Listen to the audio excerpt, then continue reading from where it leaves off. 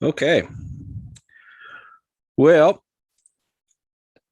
my dashboard is telling me that I'm live, so I'm going to assume that I'm live. I'm back. And as you guys can see, the page is back up. I'll give it a few seconds here to see if anyone hops on and decides to follow the stream any. I hope people do. I hope I haven't lost everybody. And I apologize for taking the page down like I did. Um, I I was the one who took it down on what was that Wednesday? I think it was Tuesday or Wednesday. And so let me explain to you why. Um, I on the let me start with Monday. Um, got to work and I had an email from my security office stating that they had questions about a post on my page. And as you guys know, as I think I've told you before, I have been keeping in good communication with my security office, giving them a heads up on what we're doing, what's going on. I didn't want them to think that I was doing anything subversive or anything untoward because they were getting complaints about what I was doing. And so I got an email from them saying they had a question about one of my posts from October 13th. And I answered their question. They asked, can you explain this more? And I said, well, it says what it says. There's no hidden meaning in it. No hidden message. It says exactly what it says. Apparently, they didn't like that response, so they asked me to come in for an interview the next day. So this would be Tuesday, and I think at that point I had taken the page down, and the conversation revolved around um,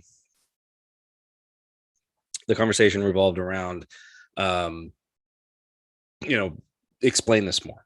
We're concerned. Explain this more. Um, I tried to explain it more. I tried to explain it more to their satisfaction. Um, and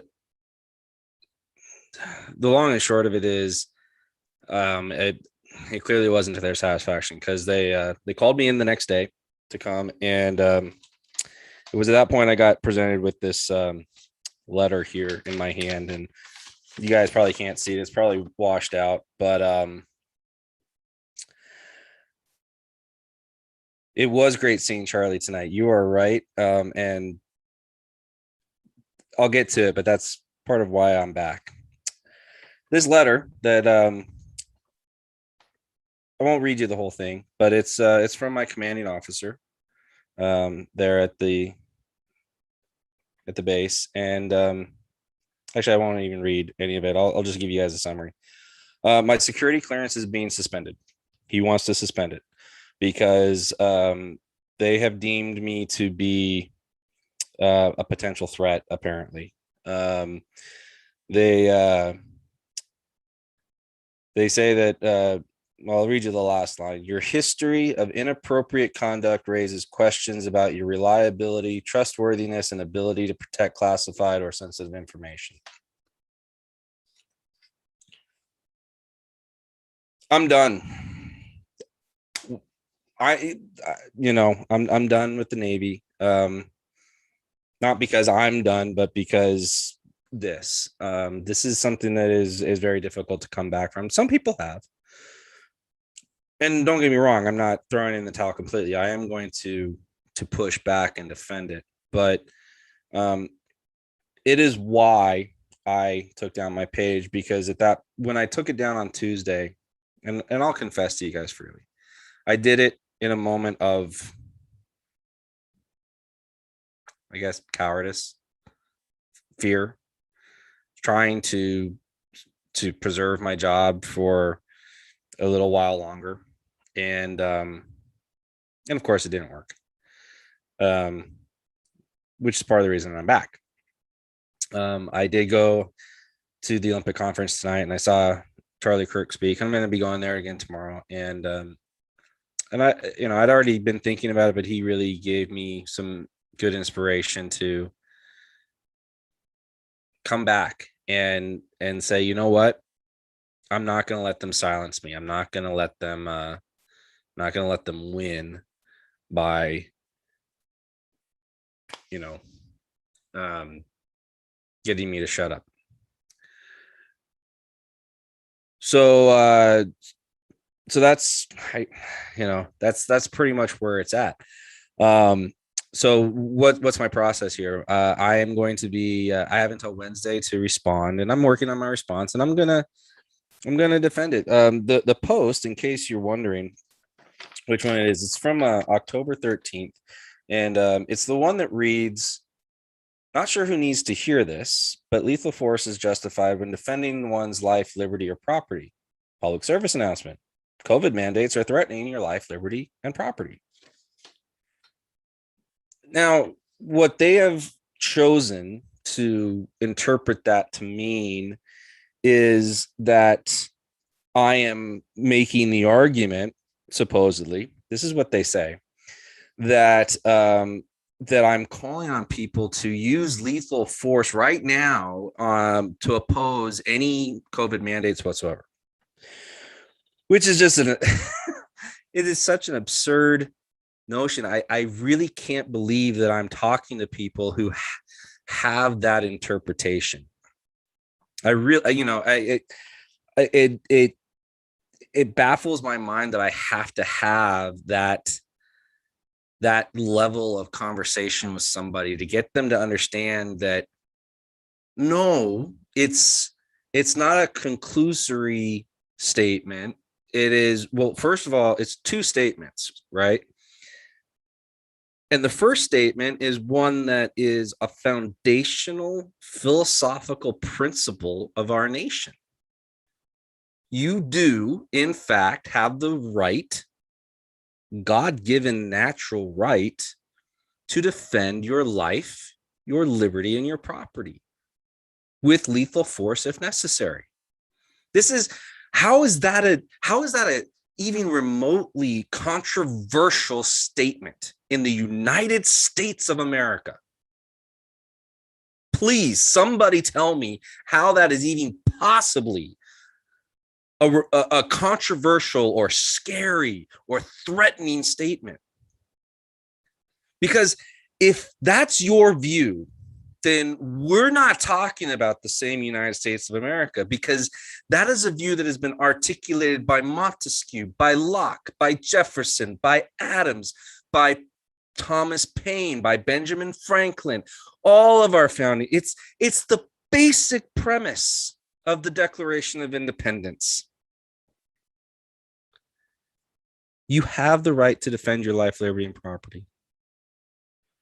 Oh, and it's state law, in case you're wondering.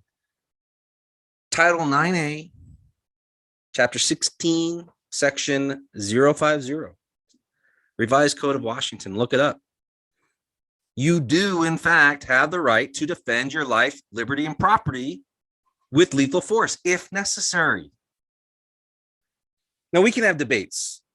At what point does become necessary? Okay, that is a valid debate. Look at my blog posts on the website.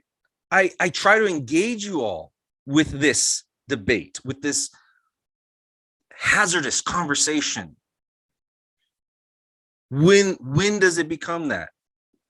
I tried to use this example in conversation with my security office, saying, look, if someone's coming to try to steal something from you, your property, if it's an ice cream cone, you're going to have a hard time justifying the use of deadly force to stop someone from stealing your ice cream cone. Okay? If it's your brand new Jaguar, I think you have a reasonable assumption that the use of deadly force is justified. Now, does that mean that I go right for, I'm going to kill you? No, that means I'm going to use a level of force that I know or reasonably should know could result in the death of the person who's attacking me. That's what deadly, in case people are wondering what the definition of lethal force is. It's not I'm coming at you with the intent to kill you. It's I'm coming at you with a level of force that I either know or should know could result in your death. That's lethal force. So the people who are making this determination at this level right now, and right now it's still at my command level, and it's possible I could persuade the skipper to deem that I'm not a threat. I don't think that's going to happen, and I have my reasons why I think that is. And I'll share that with you when the time is appropriate, if it becomes necessary. But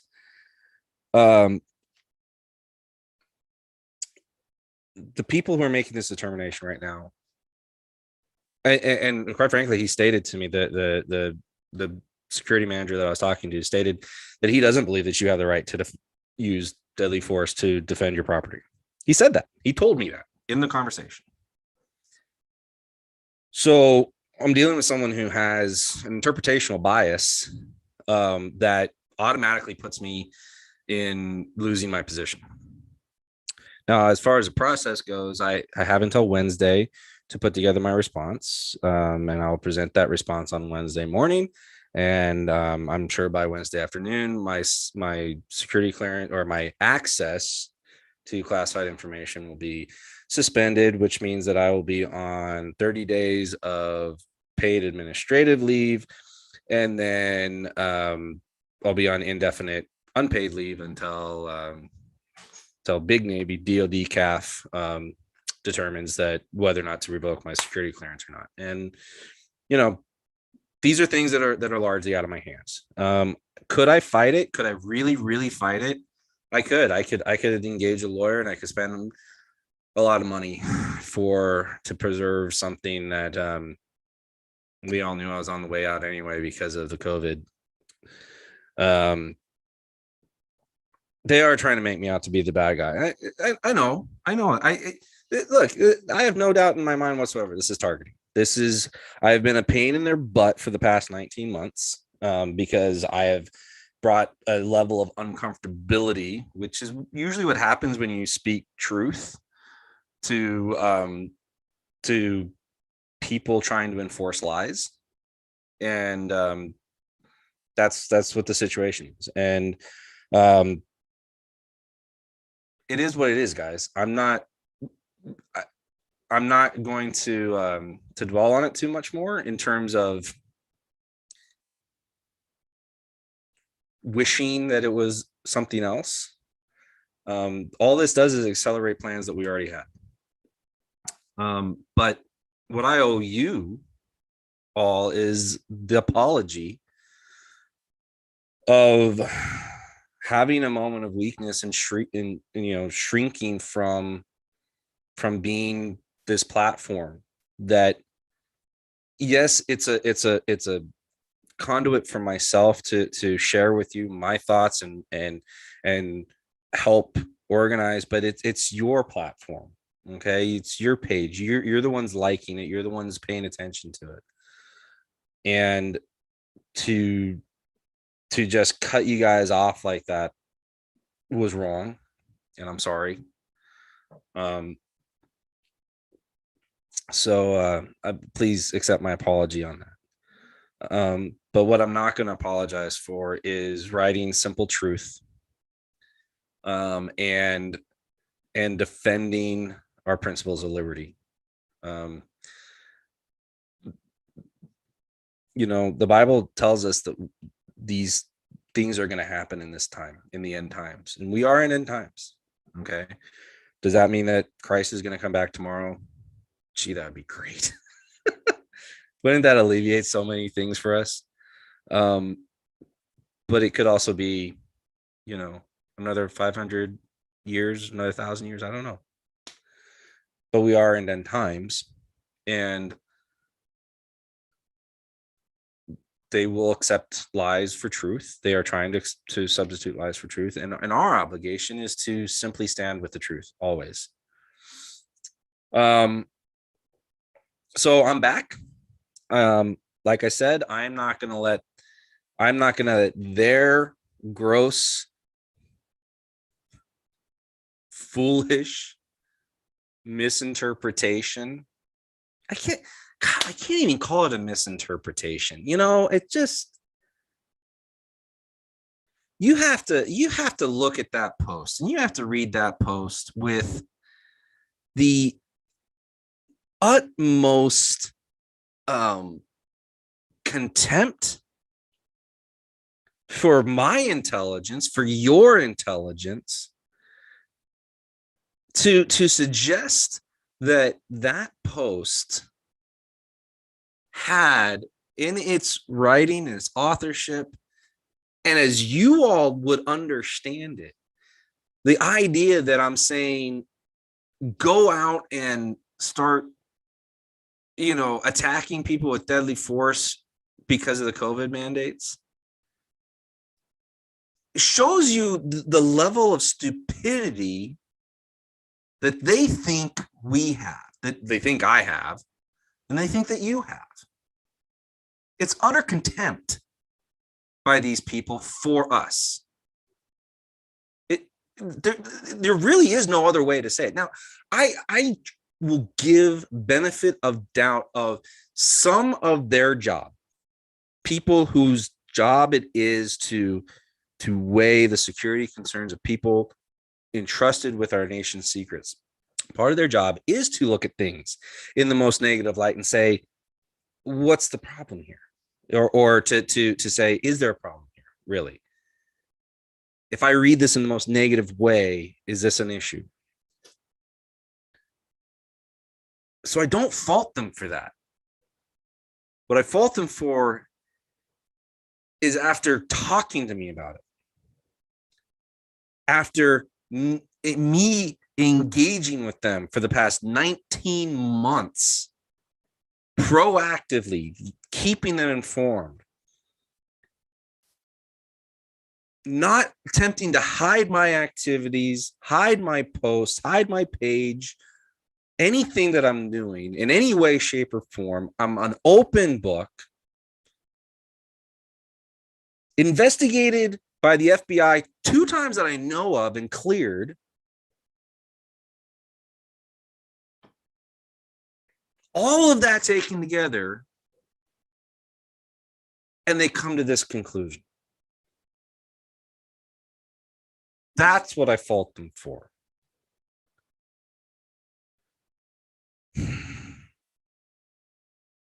And some people would look at what I'm doing now and say, you're stupid because you're just making it worse. Well, I tend to think silence is worse at this point. Staying silent, letting them cause me to cower into silence is worse than anything else they can do, because they can't. I mean, we've just spent the past year and a half of can'ts coming true, so I don't want to say can't.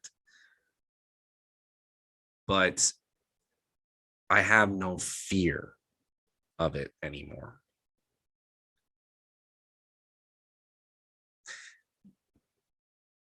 Guys, we have to make a decision, okay? And please understand, and for the intellectually challenged, I will state this very clearly. I am not calling people to violent action when I say this. I'll say it again. I am not calling people to violent action when I say this. We simply need to choose to live to be free and accept the consequences of living free. in the state of Washington, that is going to become, in my opinion, impossible or nearly impossible. You can do it on a certain level day by day, depending on your level of self-sufficiency. But if you're going to be engaging in urban centers of any kind, it's going to become increasingly difficult for you to live free. It's one of the reasons that I've chosen to move my family out of the state, is because I do not see hope in Washington. Now, the people that I was just at the Olympic conference, and listening to Charlie Kirk, and I'm sure would really be upset that I'm saying that, because they're all trying to do the pep rally thing of rah rah rah 2022. And you know what? I hope I am abysmally wrong on this. I do. I really pray that I'm absolutely stunningly wrong. And I really don't want to be depressing for the people who are staying for various reasons. But my assessment is that the state is going to have to get a whole lot worse before it starts getting any better. And like I've said before, my real fear is what they're going to try to do to our children in that time. And I cannot risk my family to stay in this fight here. I will, not bowing out of the fight completely, because we've got a whole nation to try to save. I'm just going to go someplace where I can better protect my family while engaging in that fight. And I hope everyone understands that. And if you don't, that's okay too.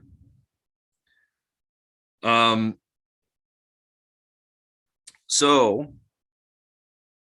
I hope that I haven't been too depressing, and I hope that you guys accept my apology and expect to see me. I wouldn't say a whole lot more, because I got a whole lot to do around here to get ready to take my family out of state. But I'm not abandoning you guys, and I'm not going to cower to the oppressor's demands. It is what it is, So I think with that, I'm going to say goodnight. Thank you for everyone who tuned in. Thank you for everyone who commented. I was trying to read them as they came in, and I do appreciate everyone weighing in. I will say this: I am going to be a little bit more, I want to use the word heavy-handed. I'm going to monitor a little bit more closely, I think, some of the commentary that comes in. I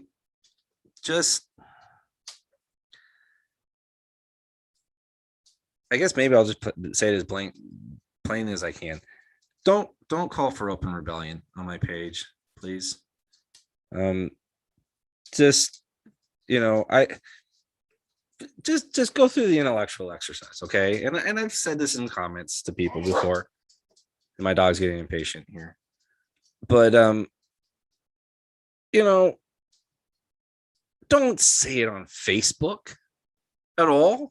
Not just on my page, but don't say it on Facebook. If you're gonna advocate for that stuff, there's other platforms that are more conducive to that, both from a privacy standpoint, but also just from a not likely to be censored standpoint.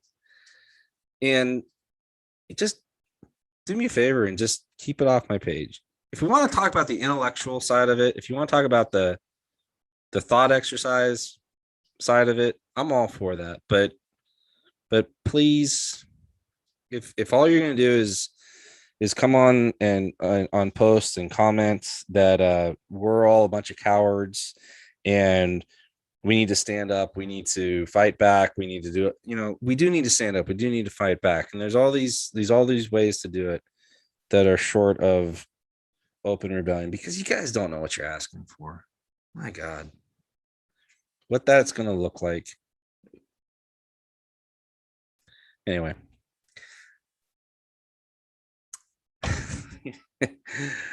Crazy times we live in. And my dog is he wants my attention. So he's telling me to get done. And so I'll be done. It's good to see you all again. Again, I apologize for the minor blip. We're back. We're here. And keep up the faith and keep up the fight. All right. God bless you all. Have a good night. And we will see you out there. All right. Good night, guys.